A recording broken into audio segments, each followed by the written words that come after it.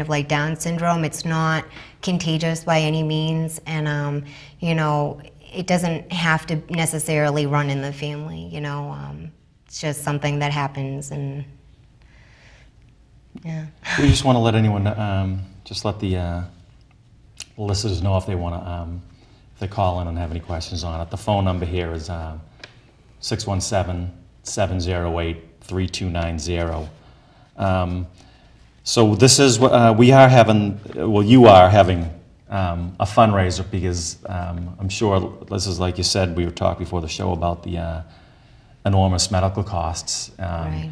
And as everyone knows, you know, medical insurance doesn't pay for everything. I mean, just if you have to get prescriptions, or and certain insurances are better than others.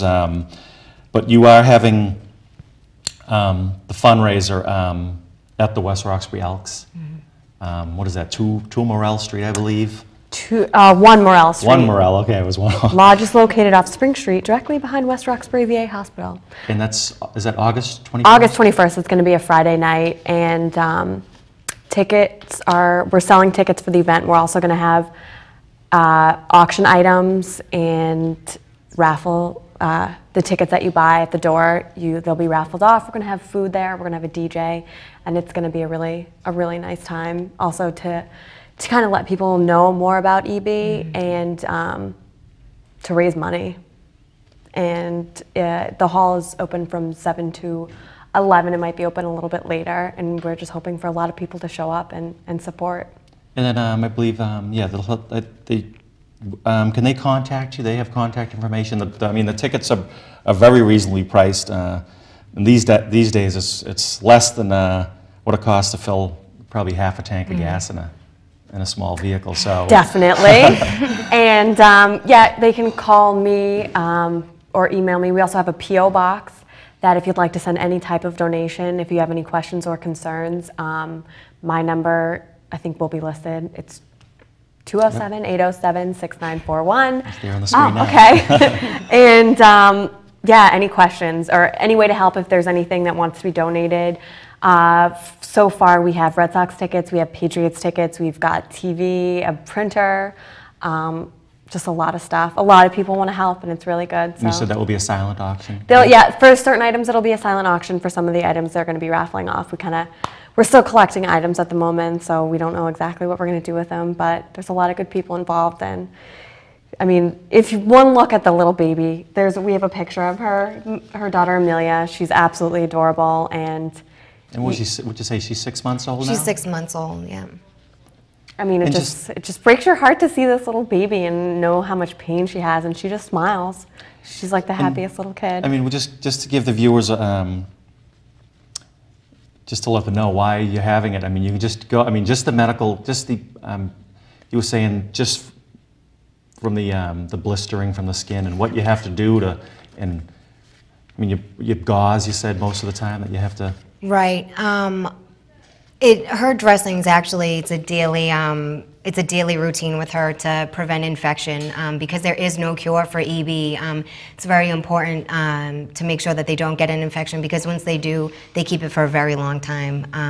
She had one that she fought for about 2 months with, and you know, we end up, they honestly take about 2 to 3 hours every single day, depending on what they look like underneath. And honestly, every day it's kind of a surprise because we just don't know. And she's getting so much more active now that it's getting harder because she wants to be able to move around so much more. But any of that movement and the friction, and you know, what she's trying to do is just creating more blisters, bigger blisters.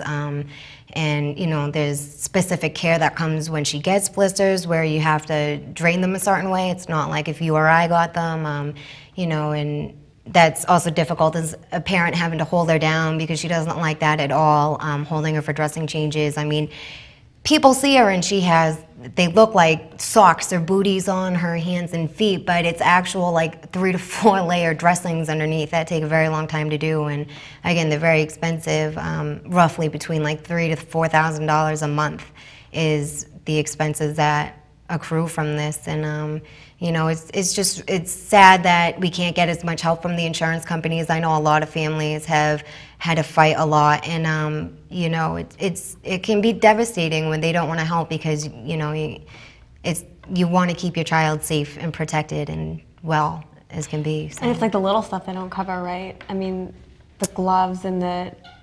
Right. I mean, the everyday things that we use the most, like bacitracin we use a lot, Vaseline we use a lot, the things like that, they don't tend to cover.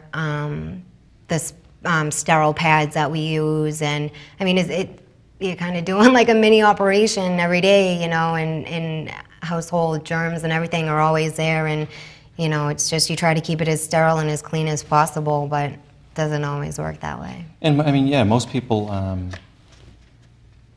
they're just not aware. I mean, they've never had. A lot of people I know, when I go to the doctor, it's just, you know, whatever, every couple of years you go see your primary care, and that's it. And that's, I mean, you know, maybe every now and then you get it. I have high blood pressure, so I have to get, that's the only medication I really have to get. And, you know, so it's not that expensive. No one, I mean, you're not, you're not exposed to what things people cover, because, you know, most people, you know, don't have serious medical conditions, and then you end up finding what insurance covers, what it doesn't cover. Right. Well, she does. She goes to the doctors a lot more than, you know, a normal person would. And I mean, in the beginning, it's just been this past month or so that she's stopped going about 3 to 4 times a month. I mean, so she was going pretty much to a different, you know, different doctors at least once a week. And we actually just ran into a problem with our insurance, and they had dropped us. So trying to find, again, like you said, another company that we could afford was hard, especially with a pre-existing condition that she has. I mean, nobody really wants to insure her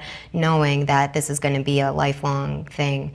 Even though children that usually have the form that she does, they don't live past like around 30 years old. So if she lived past 30, that'd be a really long life for her.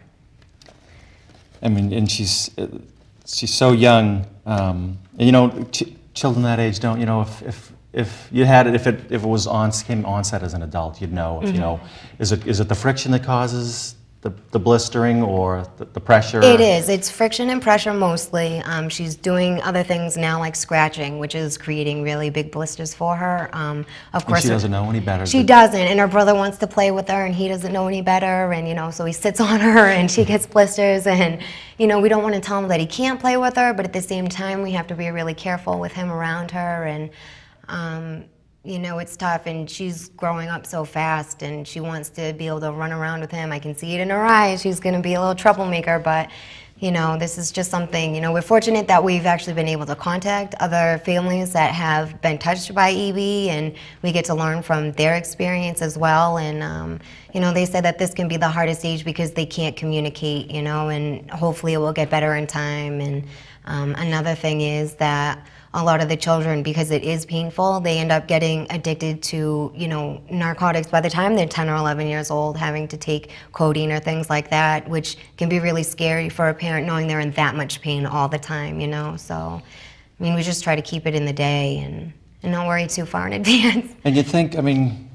living around here, everyone's you always hear that, oh, you know, we're around the best, you know, hospitals, medical places around in the nation, and supposedly around here we have great insurance compared to other parts of the country, but you have all the medical knowledge here, and like you said, that, you know, you'd think in this day and age that you couldn't be dropped by an insurance company, but that's the unfortunate reality of things. That, I mean, you think there would be a law that, you know, once you have the insurance, you can't be dropped, because I mean, who knows what you can, you know, someone comes down with, you know, cancer or some other type of disease that you figure that's what we pay insurance for. Some people, you know, the majority of people stay healthy, and that keeps the cost low, and then there's only a few people that have conditions that cost a lot of money, and that's, you know, they figure out they set the rates like that, but that's not the reality of it. No. So what would your typical day be?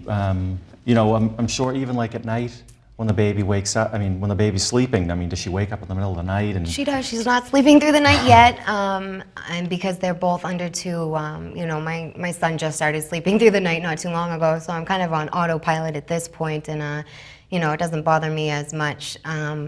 But she does, you know, and the scary thing is when she's in a lot of pain, a coping mechanism of hers is to sleep, and she will sleep. I mean, we have to wake her up to feed her, and she's right back out after that, and you know, that it's not of a normal baby at her age. You know, they should be up for longer hours and stuff like that. And you can definitely see a change